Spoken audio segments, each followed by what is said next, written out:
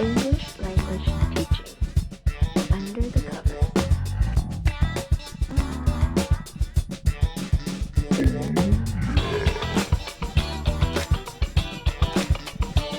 Hello and welcome to ELT Under the Covers, ELT React, where we as education professionals look at the good, the bad and the ugly of teaching clips on the internet. And today we are taking a magical tour to Hogwarts. But first, introductions. I'm Neil, our team teacher. Hello everybody, it's Professor Umbridge. Okay, Rich, we are back at Hogwarts, and today we are looking at a teacher by the name of Umbridge. And I say teacher, I don't think she's actually a teacher. I'll give you a bit of her background because I think this is important context. She actually works for the Ministry of Magic, and she was not happy with the teaching at Hogwarts. So she is coming to teach the class in the correct manner. Okay. Yeah.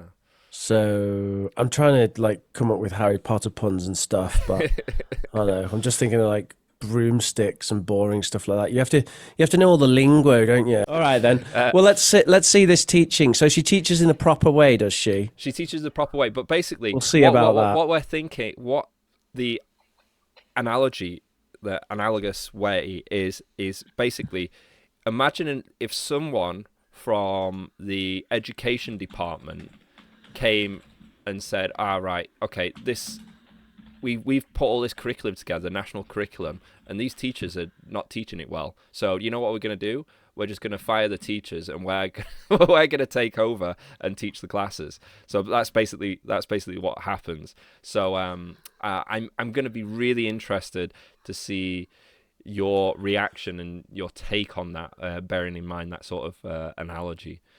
But should we cue it up and have a look? All right. I'm just checking this out. Yeah, it's quite quiet. Okay.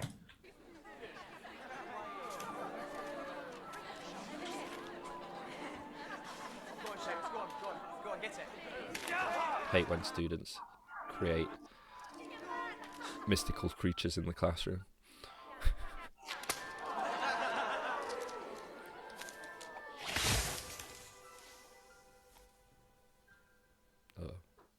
Good morning, children. She's evil. Ordinary wizarding level examinations. OWLs, more commonly known as owls. Study hard. They love their acronyms. Rewarded. Fail to do so, and the consequences may be severe.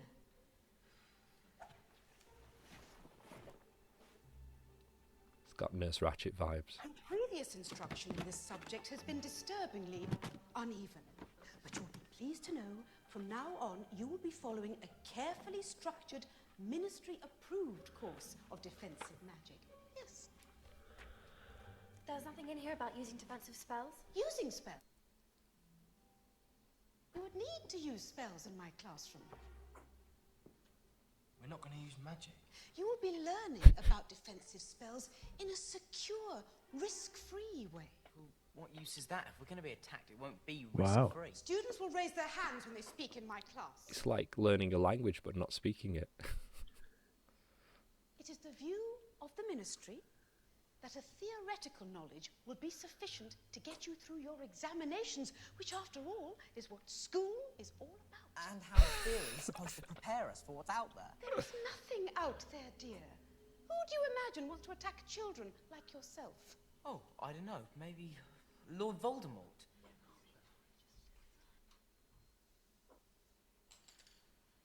Pin drop.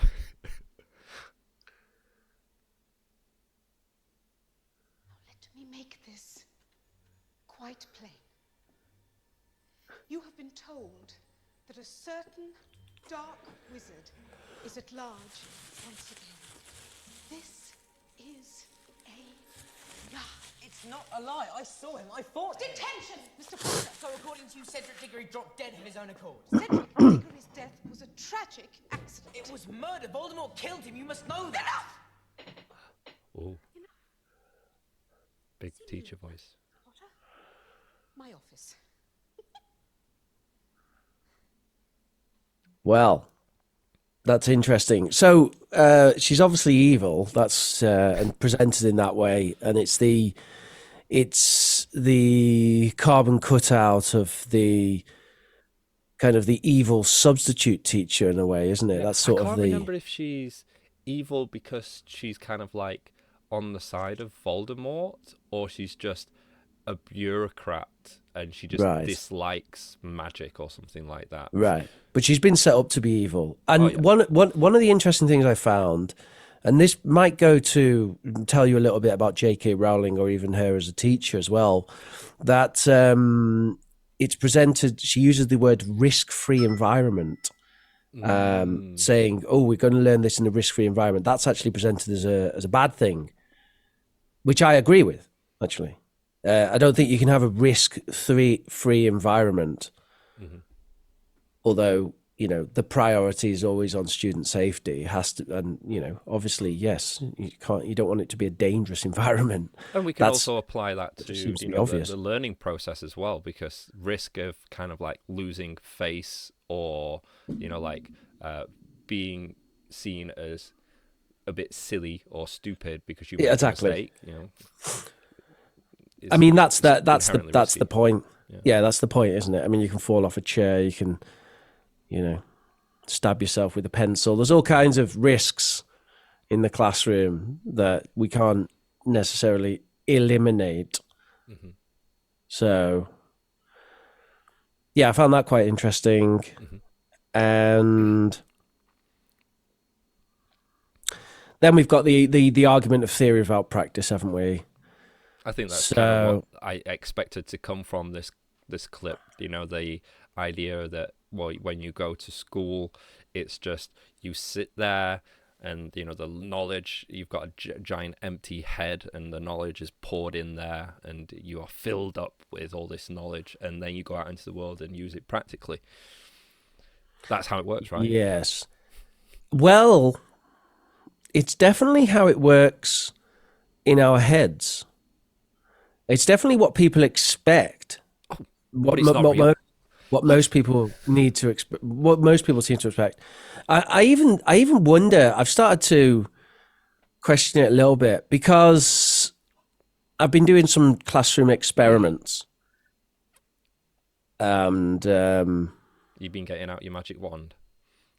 I have, and I've been poking it at the board. By magic wand, I mean board marker, and I've been writing. Yeah, I've been getting a bit more carbon cutout teacher as an experiment. I think I spoke about it. I did a week on grammar, future tenses, expecting it to kind of prove the point to the students that, look, stop banging, stop wanting, because they're all super happy with the classes. They love it. Oh, it's so engaging, da da da da da. But there's this constant resistance of, oh, but Rich, you know, wouldn't it, go on, give us the rules, go on. Oh, it's so useful to get the rules.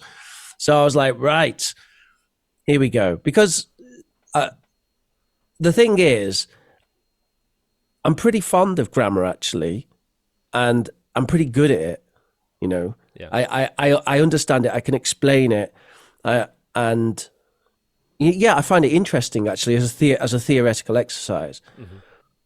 Just like when I studied linguistics, I found it fascinating to talk about syntax, theoretical syntax, which is the idea of a syntactical rule set which underpins all languages. It's super interesting. Is that But- Chomsky language acquisition thing? It relates to that, but it comes after it. It was developed after it. It's the idea of a single rule set of kind of word types, like nouns and verbs and so on, that underpins all languages, and you can kind of map all languages onto it. Interesting.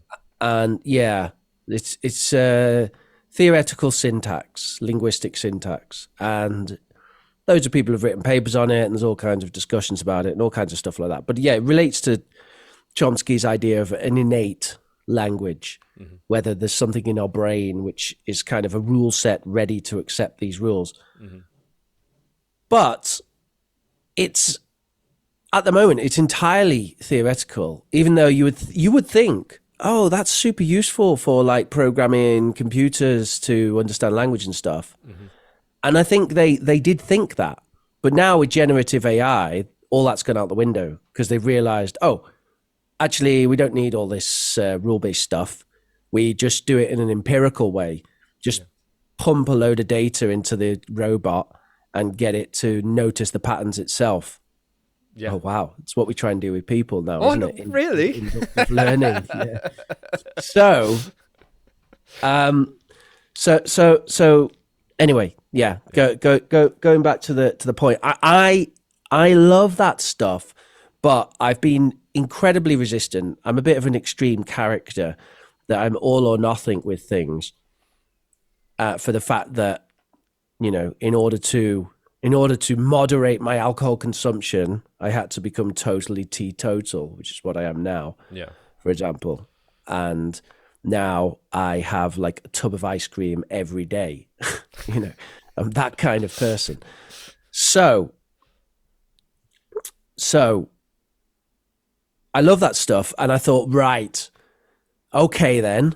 You want to play with grammar, do you, kids? Let's play with grammar. These aren't kids, by the way, they're adults. But anyway, we did a full week of intensive grammar, future stuff. And, well, one interesting thing about it was I couldn't bring myself to give, like, a deliberately bad class, although that's what I was kind of trying to do.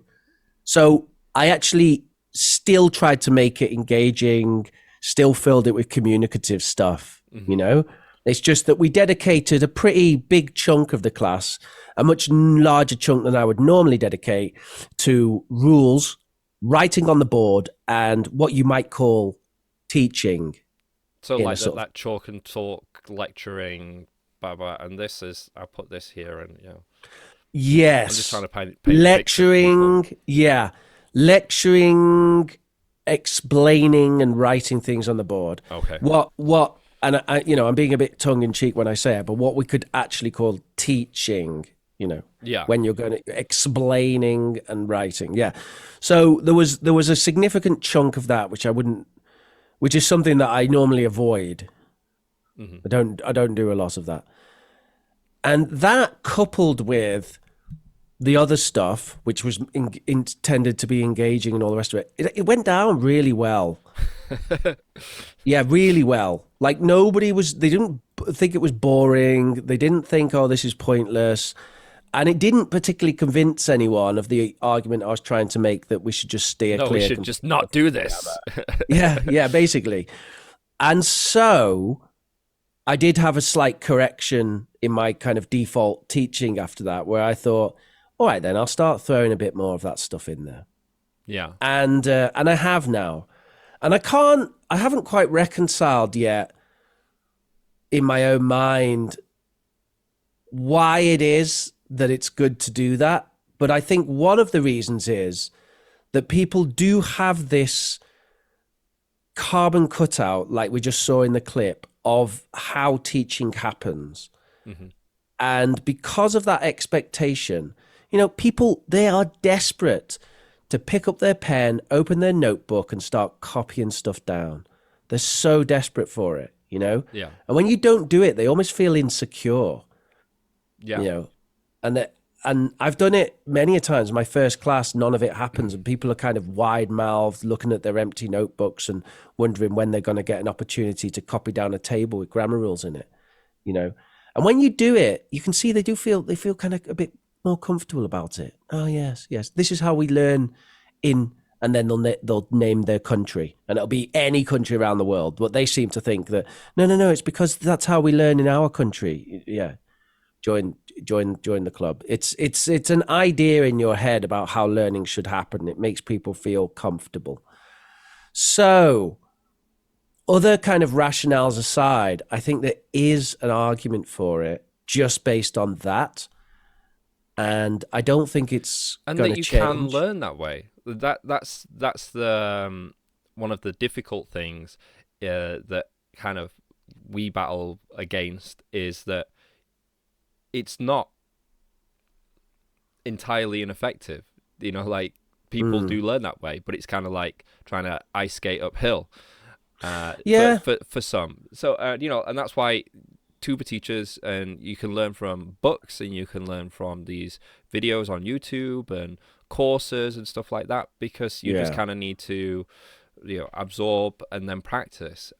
So, but it Yeah. kind of, it just makes that the actual teaching role redundant, because then, well, why not just, you know, watch videos and listen to audio courses? Okay. Well, actually, I'm not so sure about that either. Okay. So yeah. So yeah. First of all, I think the critical thing is that although I'm arguing, yes, you know, there's a bit more to that than what than my previous extreme position on it, that we should just ignore.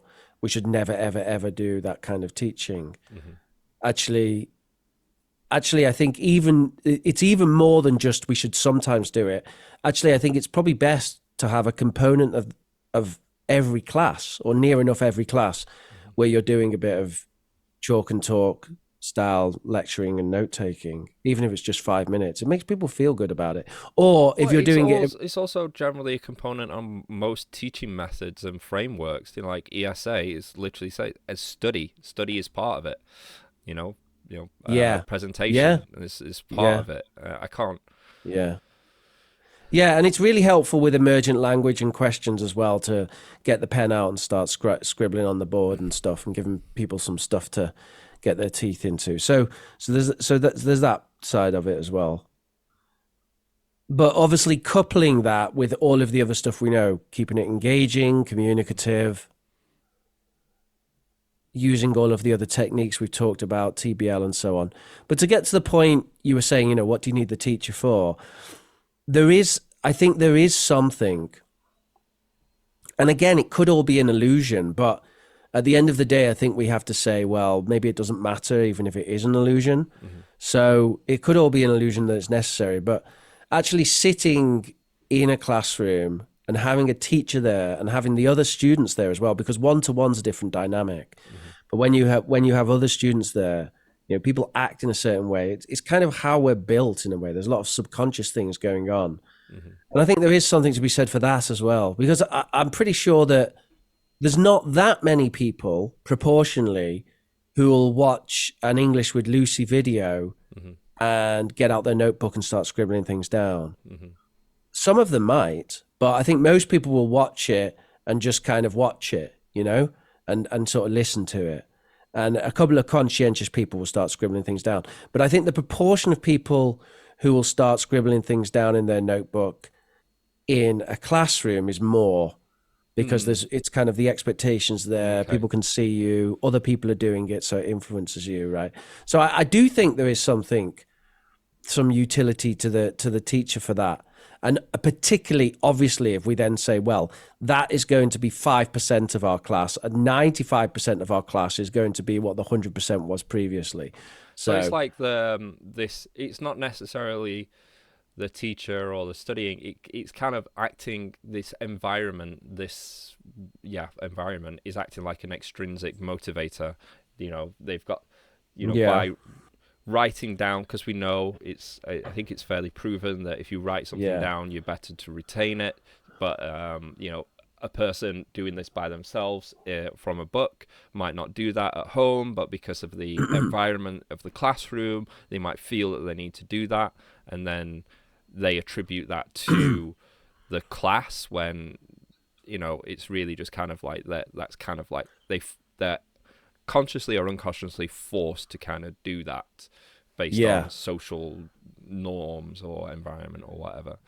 Possibly. And that everything aside, the point that I'm going to cling to on this for the rationale is that whether or not it is effective, which we've said, you know, it can be, and people have learned in that way and all the rest of it, but whether or not it is effective, it is useful in terms of student. This is so weird, but in terms of student engagement, and particularly on the level of comfort, it is useful.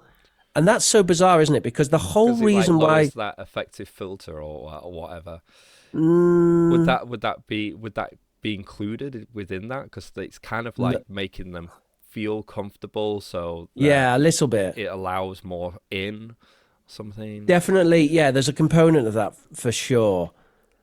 But it's more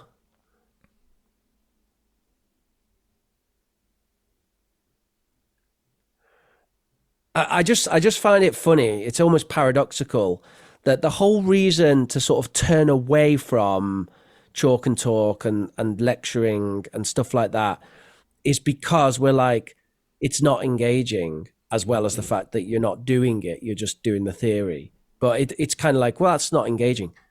But then I'm actually arguing the reverse now, that actually there's an element of it that is engaging for students. Yeah. And that is my main rationale for doing it. That's actually the main reason why I've started to incorporate it back, because the reaction from the students has been very positive. Right. And that's why I've started to incorporate rule-based grammar and things to copy down from the board into the class. I'm not going to really. I don't think it's pushback, but I think one of the things that we do is not necessarily slam on chalk and talk. We have done, but I think the idea is, and I think it's kind of really demonstrated in that clip, is that a lot of the curriculum and the way teaching is set up in schools, national schools, is that it's too passive, and I think that's kind of shown there. Like basically she wants to push it to, we just learn everything, and you just kind of sit there, and it's theory, and you don't ever utilize what you're learning. You don't ever use that magic. You don't ever use that language. You are told math, and then maths is a little bit better because at least you kind of can do sums and stuff like that, but people get frustrated with that because it's like, well, how is math applicable in the real world? Well, it's very applicable. Then in school we should be doing things that utilize maths in an active, applicable way for the world. And I imagine doing a drama class where you just learn about drama and not do any drama. I think that's what happens with the education system and the Ministry of Magic, is basically it's become a bar of assessing risk. So, drama's fine, we can do that, but like if we're going to get them to do science experiments, that's risky in the class there. But I don't think there's really an excuse for languages. But I think it's just, probably a lack of teachers' comfort with actually speaking language, a different language in the class. Maybe. I met someone who's a teacher, private teacher in the UK, who trains people for 11 plus exams. I didn't realize these had come back, but in the UK now we have 11 plus exams again. You can get into grammar school and so on. Oh, really? Yeah, this has come back now. Grammar schools are a thing again. Okay. So that's an interesting thing to consider, because it's the idea that you can basically access top level education without necessarily having a lot of money. That's sort of the idea of grammar schools. So she sort of trains people to pass these 11 pluses, and I've only spoken to her briefly so far, but I will get a chance to speak to her again. And actually, I was quite impressed with the things she was saying about the way she teaches, the way the curriculum is set out and things like that.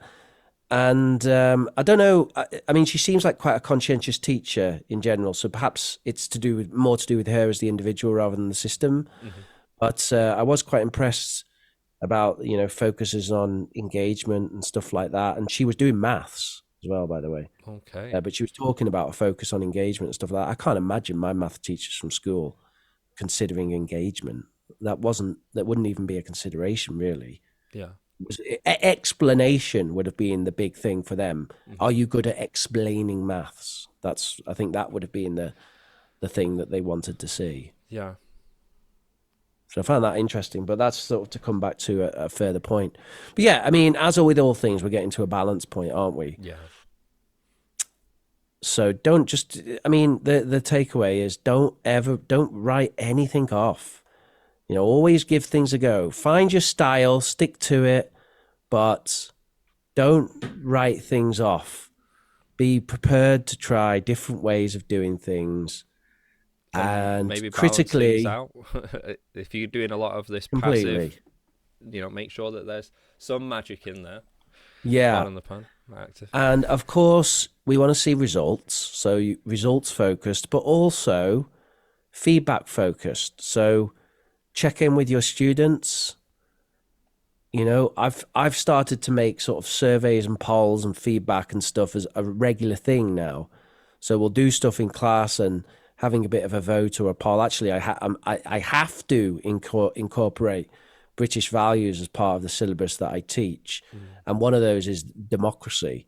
And that's what got me onto all these votes and stuff. But now I do it a lot. Actually, we have lots of class votes. Sometimes I override them, which is a lesson in and of itself. But yeah, we do a lot of class votes and feedback and stuff. And I think it's an important thing to incorporate into your teaching because it really helps to feedback and helps you to consider, oh, well, okay, maybe I'm wrong. Because it's amazing, actually, the amount of time you think you know what the students are going to choose and they don't.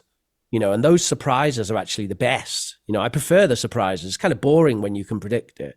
If you're like, yeah, I know they're all going to hate this.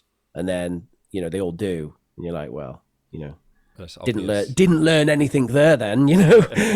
Whereas when you're surprised, that's when you get the interesting stuff. So that's why I'm kind of so focused on it. And you can see it's kind of stuck in my head that my grammatical experimentation, my pedagogical grammatical focus experiment has not gone the way I expected, which has been more interesting than if it had, because it's informed my teaching in some way. So that is my recommendation to everyone, including myself, that we as teachers continue to experiment, continue to get feedback, and then iterate our teaching based on that. Okay, so there might be somewhat of a reproval from Umbridge for you. We're sticking to the textbooks, but you know, obviously, we wanted to balance that out. But we wanted to know what you think out there. What did you think of that clip? What do you think of Umbridge's approach? Let us know in the comments below. And as always, like, share, and subscribe. Let's get out of here. I need a one. If you're looking for more information from myself, you can go to teamteacherchina.com. We've got a whole bunch of materials, PowerPoints that you can use instantly in the classroom. We've got a Team Teacher China YouTube channel where we have videos teaching you how to use those materials. Team Teacher English, where we put those materials into a video form for self-study. And Team Teacher Baby, where I take my experience as a teacher and put that into parenting. And go to youtube.com/Professor Rich to see some English teaching. You can catch me weekly live streams on Oxford Online English YouTube channel. Oh, and also you can do a YouTube search for POG Space UK, and you would get my alpha version of my new gaming channel, which actually just have some trial content on there at the moment. You can email us here at eltunderthecovers@gmail.com if you have anything you'd like to contribute to the show. Smash that like button, share and subscribe. And watch 100% of the video and don't click off. Thank you. Bye.